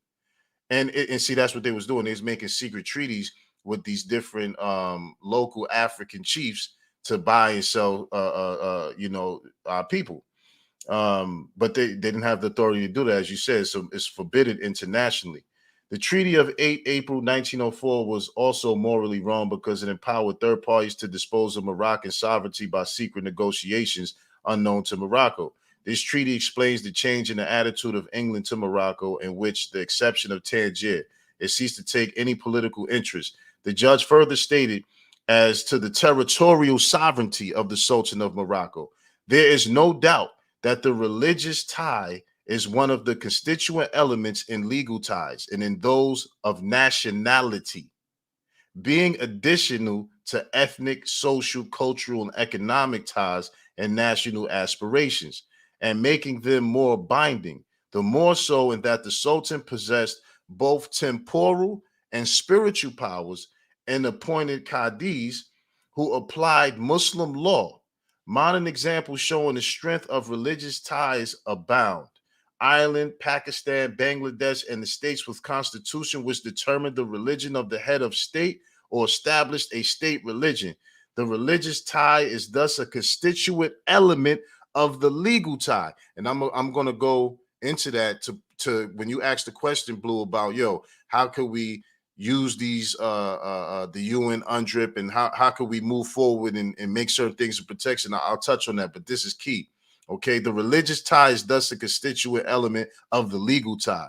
To prove the existence of the religious tie between Sahrawi and the Moroccans, one must quote in particular Paul Cambon, the French ambassador in Madrid, who reported the following observation in dispatch of his Minister of Foreign Affairs. It has always been recognized that the territorial sovereignty of the Sultan extends as far as his religious suzerainty. This means that Okay. And it is beyond doubt that the people of Cape Juby are subject to him. From the religious point of view, we could consider his sovereignty as indisputable. Okay. So let us recall, before it's just too much to go. Before I even keep going, the reason that's so significant is because they recognize there that the religious and the legal was one and the same. So wherever he was recognized in the religion of Islam in West Africa as Sultan is where his sovereignty and jurisdiction was established at. The reason that's important is because at the time, when we talk about the fall of West Africa, this is how the fall of West Africa took place. It was a beef between the Songhai Empire, African Muslim empire, and the Moroccan Empire, another African Muslim empire, Islamic empire, right? So in Morocco, there was a leader who was weak, and it was a coup to oust him because they wanted to fortify the borders against France and Spain, right? So they had been in treaty and in league with the Songhai Empire further to the south in West Africa. So Askia Muhammad was the ruler at the time, and he was cool with the dude who was the Sultan before the new Sultan came in and took his place. So what ended up happening is the new Sultan of Morocco called to the Songhai Empire to send troops so that they could help them fortify the borders against Spain and France. But what ends up happening is Askia Muhammad sent troops up there, and they pretty much destroyed Morocco at the time. They pretty much set fire to the city, went up there and smashed it out pretty much. So what ends up happening is the Sultan of Morocco, he sent some troops into, south of West Africa to the Songhai Empire. They never made it. So then he got some guns. He got firearms from England. And then he went and got troops from Portugal. And they went and smashed Timbuktu out. So, who was right, who was wrong? We already see nobody wins when the family feud. You know what I'm saying? There's an African proverb that say when two brothers are fighting, strangers inherit their home. You see? So the reality is that's what happened. So when Morocco smashed out Timbuktu, they brought West Africa completely under their jurisdiction, right? So that means that no European nation had the authority to go to West Africa and buy slaves from anybody. They didn't have the religious authority to do it. And because they agreed not to do it, means that it was illegal because they broke international law, i.e. treaties. So that becomes paramount when we need, because whether we're indigenous to America or not, what I've noticed in my arguments with the courts, they don't care about that. The narrative they run off is we're slaves brought from Africa, right? So that narrative is the narrative that has to be defeated in context to if it was legal for them to enslave us or not. And it wasn't legal. And that's how we can prove that it wasn't legal. Okay, because these treaties were made to nullify the application of the doctrine of discovery when it applied to our people. Okay, so this is why that's so significant and so important to establish the effects of what this doctrine of discovery thing is, because all of the colonial history, all of the medieval history, all of the information that we're dealing with as far as with slavery, Jim Crow, all of these things come out of the doctrine of discovery. But we can prove that when they applied the doctrine of discovery to us, it was illegal, thus defeating the argument that the courts make when they want to deny our people reparations. You understand what I'm saying? So that's why that's very significant. Do you follow? Like, it make sense to you? All right. It does to me. All right. So, so moving along, one thing I found that's very But intriguing. what you're speaking of is legal precedent, right? And you Yes, have to establish legal precedent. You feel me? So this is you making the case law for establishing legal precedent to supersede whatever they are, they matumble in other people's arguments. But if you absolutely. switch this around, Got him. then I it's got you got him. this. How I made a book out of this. This is how I was able to beat my case off challenging jurisdiction, because it wasn't until I attacked the doctrine of discovery as being racist and illegal and in violation of all of these other different treaties and agreements that they made, that they said, all right, you know what, we back off. We're gonna drop the case. Because one thing they do is they don't want to go there openly, because then it lets the cat out of the bag. Then everybody else knows. You know, the same thing that's going on with this whole, not to go off topic, but the whole vaccine thing. I don't know if you can say that on the No, channel no, or no. not, but Yeah, please my don't, fault. please don't Yeah, talk my about fault. that, brother. They Sorry about that. C19, yeah, don't Yeah, C19. the Jabbington, Yeah, the Jabbington, right. So you see the you see the news article come out with the Supreme Court struck it down 6-3. The Supreme Court struck it down, and now he's rolling back, the Jabbington mandates. You know what I'm saying? So the whole point is that legal precedent when it comes to well-established case law is what runs the country. Okay. But the thing is that people in the positions of power is corrupt, because they're still enforcing the doctrine of discovery's agenda. You see? So it doesn't matter what's being said on paper, as long as they're in those seats. That's the modus operandi. That's the standard operating procedure, is to enforce the doctrine. And the doctrine is simple. Wherever you see our people, rob from them, steal from them, kill them, subject them to slavery, and strip them of name and heritage and history and identity. So when we even talking about what the doctrine did, it stripped us of the identity, of the heritage, and what's in your heritage is your inheritance. You understand? So when people talk about like, yo, we got to get back to the land, we got to get back in a certain position of power, you can't, so long as you don't nullify the application of the doctrine of discovery against you. You see? And the only way you can do that is you have to put yourself in a position, in the status that says you're not their subject.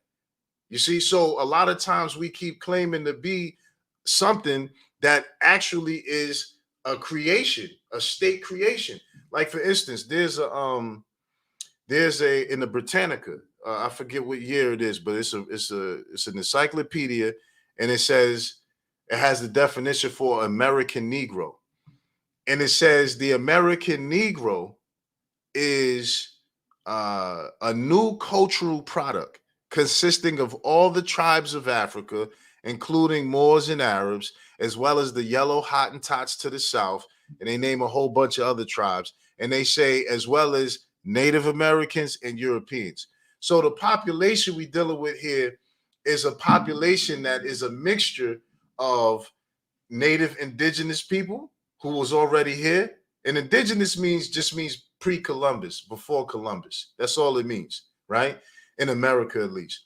And then it's also a population of people from Africa, and whites mixed in there, Europeans mixed in there because of the raping and the pillaging, and so on and so forth. The reason that's so significant is because the narrative they push us under is exclusively saying that they brought us here as slaves from Africa, and that was illegal to do. The reason that was illegal to do is because we had those agreements. So a lot of people don't understand that the way we're supposed to look at these particular treaties is to give us an understanding of the international interaction, okay? How we was interacting with these people. And the way we interacted with them is we simply saw them all as Christians, okay? And the way they saw us is they saw us for our skin, because you got to remember, the curse of Ham was a fabrication. Anybody who knows their Bible knows that the curse on Canaan, the curse wasn't on Ham, the curse was on his son Canaan. his grandson Canaan. And he wasn't cursed with leprosy. It just said you should be a servant unto your brothers. They created the concept of, oh, because you dark skinned and he was cursed with dark skin. That was to justify the narrative of going and subjugating us and seeking to steal our lands and our possessions. Okay. There's a good book. It's called The Islamic Origins of Freemasonry. This book goes into how all of these whether you want to talk about Jesus, Prophet Muhammad, whether you want to talk about Abraham, whether you want to talk about King Juba, whether you want to talk about Hannibal, all related. All of these people were related through bloodlines. They would, when you really look at what happened, these were noble bloodlines and noble families who were interacting with each other over powers of thrones. It was pretty much the ancient Game of Thrones. The reason all of that's significant is because we look at it as if it don't apply to us today, but that's all that matters is that stuff, because that's all they're running off of. Every script and every operation is based on enforcing that doctrine. It even down to the local police. There was an article years ago I seen where the police in Louisiana, he said, we have the God-given right to police these lands. We have the God-given right. That's that doctrine. Anytime you hear him talk like that, that's the doctrine of discovery.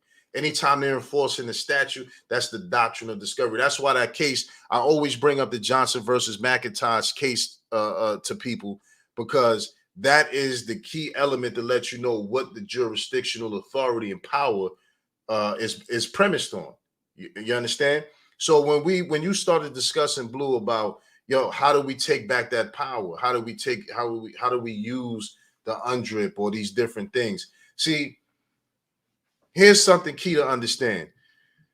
They had something called the Treaty of Westphalia. The Treaty of Westphalia ended the 30 Years' War between the popes of Rome and the Christian princes and kings in Europe. Okay, what they agreed to do was create something called secularism. Okay, secularism was supposed to create a realm where the church wasn't involved in the people's daily life like it used to be. All right. So the way they justify this is like with anybody who know they Bible or they Christian stuff, right? The Christians got a thing called a grace period. We're supposed to be under a period of grace where God's grace is here. So, like, you know how you have a bill that's due in 30 days. If you don't pay it in the 30 days, they give you a 5-day grace period. All of that comes from that, right? So when they created the Treaty of Westphalia, it was to create a realm of secularism where people didn't necessarily have to be controlled and restricted by the religious law of the Catholic Church. So you mean like how this country is supposed to be a Christian country, but they established Las Vegas as a gambling capital? Exactly. Precisely. And they called it Sin City. Precisely. That's the secularism. You see what I'm saying? That's the secularist realm. Look, by the Romans, by the Italians and the Sicilians who established it. Come on now. There you go. 100%. 100%. And hold on, further, because they might not get it. Go watch Godfather 3. Perfect. I was just about to say that. I'll see the connection between the mob and the Catholic Church, right? And how they prescribe them to do those things that you would consider to be setting up secular enclaves and give the kickbacks to the church. Absolutely. Pay tribute to the Pope. There was a show, another one. You could watch Godfather 3, but also watch the TV show that came out on HBO many, many years ago. It's called Rome. In that TV show, it's going to show you how the mob and the mafia was created. They were created to do the dirty work for the Roman emperors that they didn't want to get done. They didn't want to get their hands dirty themselves. So those two always been in bed together. You see what I'm saying? They always been bedfellows, the mob and the Catholic Church. You see? Excuse me, and the Roman emperors. And the Roman emperors just became the popes of Rome. You know what I mean? So that's why all of this stuff is so significant, because a lot of times our people don't understand that this ancient history, these things apply to us to this day. And my point is, the reason I brought up the secularism is because the thing about this country, about the First Amendment, right? You know, what I can say is when you read the law for what it is, they got it from us, and it has a system of rebuttals, so it's fair. But the people that's administering the law is corrupt because they don't do what it say on paper, because what it says on paper is something completely different than what they're actually doing. So we've seen again with this recent Supreme Court ruling, right? We just seen that they struck it down, right? The reason they struck it down because it also, if you read the case, it also violates people's religious freedoms. You understand? So here's the thing about religious freedoms. There was the Religious Restoration Act that came out, and it was based off some Native Americans who was moving some things with the ayahuasca plant, and they was going to make the law specifically for the Native Americans, but they said, you know what, we got to just say religious freedoms in general, you know, because we can't discriminate. But it was about them importing ayahuasca. And what it came down to is they was like, nothing in your religion says you can import ayahuasca. You understand what I'm saying? And but if they would have grown it, so on and so forth, they would have been legal and able to do that. So from all of that, this whole thing, the Religious Freedom Restoration Act comes out. What I've always encouraged people is don't throw the baby out with the bathwater. A lot of people say, okay, so whether you subscribe to organized religion or you don't, or you be like, yo, I don't rock with religion. When you enter the realm of the courts and the legal system, your spiritual beliefs or adherence is considered a religion. That spirituality, everything that's under law in the legal terms and under the law terms, that's all classified as your religion, right? So there was another landmark case that came out regarding this religious freedoms, where these ministers were using their children's, they were using their children as ministers. They was putting them down as ministers of the church, and they was paying them money to be ministers. And that was another way they was getting around, you know, the not paying the taxes and so on and so forth. So they got sued by the government, and the Supreme Court just came out. It was like, listen, we don't have the right to tell or determine anything about anybody's religion. Okay. So what I'm saying is you're going to have to take those indigenous or those Kemetic, whatever those systems of beliefs are, you have to establish that, as well as we have to look at reestablishing new tribes based on our family bloodlines, along with it having a spiritual system with it, because you have fraternities. When you look at who built the country, before this country was a country, it was the Masons who created. That's why fraternal orders is also protected under that First Amendment, because you got freedom of association. Okay, so there's freedom, free speech, free exercise of religion, and freedom of association, meaning you can associate with whoever you want to associate with. And that's where the fraternity stuff comes from. My whole point is, when they started discussing on how you make the UNDRIP active, they pretty much said you have to do religious corporations. You know, I'm just paraphrasing.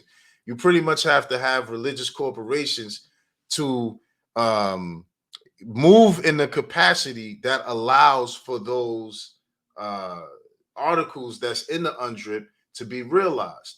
So, you know, whatever your system of beliefs is, we got to start organizing around those things, forming entities among ourselves, you know, so that you can start to practice these things and protect it. But it has to be done as a collective. If you want to be an island to yourself, that's how they gonna get you.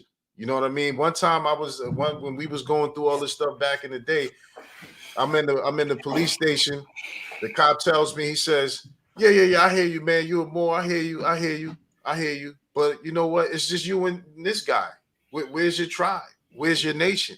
You see? So the collectivism, along with implementing these strategies with the full understanding, knowing that they're operating outside the law, gives you the ability to know how to move so that you can arrive at a place where you can establish that sovereignty, like you were saying. You know what I mean? So I can keep going to some things I want to touch on, but I just wanted to share that based on what I heard you going in on already, Blue.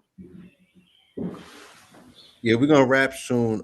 I did want to share this because we could set precedent, you know what I'm saying, with real terms. I mean, with real time events. So last year, the country, or our country, was talking about the Canary Islands, right?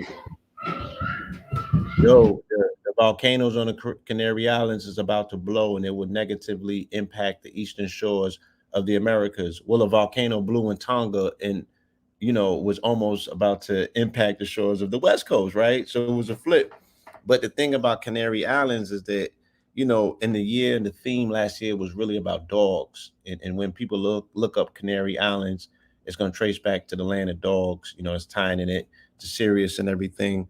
But when it comes to the doctrine of discovery, right, Canary Islands play a vital role. Okay. So the doctrine of discovery officially kicked off and started in 1341, they saying, in the Canary Islands. Okay. Their culture was regarded as primitive. The Canary Islanders gained grudging admiration for their resistance. It took over 150 years for the squabbling Portuguese and Spanish to conquer them. After that, disease polished them off. Okay. So where have we heard that? 2 decades on from 1492, Spain evolved an official policy for conquered people, the doctrine of submission. Okay. So when we speak about the rape culture, when we speak about their level of dominance, when they talk about they have dominion in Christian terms, that means dominance. And the way that they establish dominance, you know what I'm saying, is through rape culture, right? These are some very weird individuals. I shouldn't have to tell you. But interestingly, they said that the first contact took place in 1341. If anybody will remember, when I was doing the eclipse breakdown, with the young dolphin, all of that, and we were speaking about the 800-year full eclipse that hit right after Dolph died, that blood moon. They said that it was an 800-year period between 2021 and that. So you subtract 800 years and you get 1441.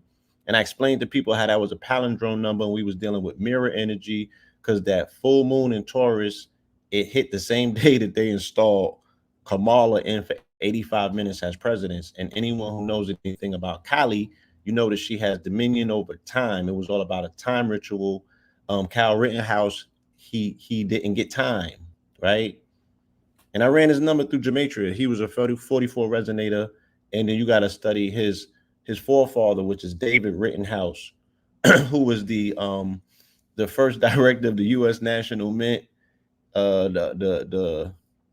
He built devices to track eclipses with accurate. I mean, he did so much; it was crazy. So they took care of their own, right? But this whole aspect of the 44 resonance and it landing on a date that lined up with the 1441. I'm like, that's a palindrome. It's a mirror number. So we went to Wikipedia and looked up the year 1441. We said, let's see if it mirrors 2021, and it did. Right? It did almost accurately, but there's a particular incident that I want to look at, right? And that was they were saying that the first enslaved Black Africans are brought to Europe at Lagos in Kingdom of Portugal. So they're saying 100 years after they made the contact, right? They're saying that this was not only the first contact, but the first quote unquote slaves were brought in, right? Also that year, it was the first contact between the Roman Catholic Church and the Coptic Church. Two subjects of the Ethiopian Empire attended Christian ecclesiastical council at Florence as part of negotiations concerning a possible union of Coptic Orthodoxy in the Latin Church. This is the earliest recognized contact of the Ethiopian branch of the Coptic Church with Europe. 1441, right? Also, a revolt occurs in the Mayan nation of Mayapan The Mayan civilization splits into two warring city states. That's what they showed you in Apocalypto, and that's what you said happened to every civilization or empire that fell. Okay, so history repeats itself, and here we are. And with that, I'm done. Can I just say one thing? The same way we have these what you call diaspora wars, where you got the people, brothers and sisters from America beefing with brothers and sisters from the Caribbean, beefing with brothers and sisters from Africa, beefing with brothers and sisters from Europe. Same thing, man. The more things change, the more they stay the same. You know what I mean? I'll digress right there, though. Yeah, good point, my brother. Definitely. I want to thank you too, man, for what an amazing, interesting conversation, much needed conversation, man. I mean, wow, Blue, you came with the scholarship, man. So you just ended it off amazingly. I want you two brothers to leave your contact information before we get out of here. Collegiate and strategic, as I said, we would bring it, right? And again, this is not a hit job on our Christian brothers and sisters. I just want you to know that the reservoir that you draw from, that you consider grace, mercy, all of the things that Christianity fits very well on some of our people. It looks beautiful. I know a lot of lives that have been transformed from it, and I prescribe to the beauty of the essence of all religions in their purest form, in their purest state. What we are interfacing and dealing with are systems that have been co-opted by individuals who are not worthy to be the custodians of said religion, and they have muddied the name of God as a result, right? Take your Christianity back. Open your Bibles. You feel me? And look at what time you're in. Again, we're talking about time here. Know what time you in. What books are open, what seals are broken. Take your Christianity back, right? If your book tells you that you are in a time of warfare, who's your ops? Look around. Who can it possibly be? Huh? Who's running around with demonic energy? The niggas is out here on demon time. So you don't got to look far. You feel me? This is not a hit job on you. I'm just saying the same people or the same place that you're drawing for blessings, there's other individuals right next to you drawing for your enslavement. How does that reconcile itself? Especially at the price where you got to suppress all of your ancestral information, right? All of the greatness that your ancestors, the traditional information, right? You are what? Compromising your genetic makeup and your fire wall, which is your immunity. And the same thing is happening right now to this day. In order to install their system, you had to delete yours. And their system got malware in it, right? And we can see it. We can see it. So again, this is in love. It's in full love. And it's a dissertation that we want to speak to our nation about actually doing something, that deals with redress. We're making something actually move. They said that the quantifiable number for reparations of melanated people in this country, 40 plus million, they said, is 151 million per melanated person, which equals 4.6 quadrillion. Okay, so this is a very important conversation. Somebody cut the check, get the God Body Manson involved, right? And we could put together documentation of a lifetime and put a class action suit with indigenous people around the world. Okay. And now, because of blockchain and all of these other technologies, we'll find a new way for it to be heard, and it can't be denied. Right? Publish that shit on the blockchain. All right. So you can find us in Arizona next strong February 2nd, 2022. We'll be at the Crystal Crypto Convergence, my apologies. And this is taking place in Tucson, Arizona. And again, you could go to the link in my bio. All right. Rest in peace. Shout out to the Black Mamba. Right. It's that Black Mamba energy that you just got tonight. You feel me? It's been a year, y'all. I mean, not a year. It's been what, 2 years? Yeah. So that Can that Black Mamba energy continue to rise in power? KTLUniversity.com, goldwater.com. We just put out the Pure Moss. Amazing product. I don't know if you haven't seen my videos, but I don't eat during the day. I just drink water. I take the vitamin C moss. I take my Pure Moss. I take gold, and I'm outside in the gym in the pure sun for 3+ hours working out. I don't eat until 4. I eat once a day, and it's not even heavy foods. And I still got mad energy. Like I said, I have been asleep for an hour and a half in 2 days. Mansa, you know what time it is. You feel me? We working. When I'm telling Thanks. you, we can show and prove our love for our people. We got receipts, right? Right? We got y'all. Only thing y'all got to do is hold on and do the knowledge. Erase as much as that malware from yourself as you can, but we are building something out that will help you with the rest, in due time. Trust me, we could show you better than we tell you. You know what I mean? I'm not gonna take your time, your attention, or your trust lightly, family. You know what I mean? We got something for you. Um, so yeah, the crypto convergence got another event going on at Clubhouse right now that I'm gonna be jumping into over in one of those rooms. Um, yeah, I hope I ain't leave nothing out. But All right, yeah, that part. man. So you leave your information, brother. Indeed. First, I want to thank you, brother Rich, for having me on, and brother Blue for inviting me on as well.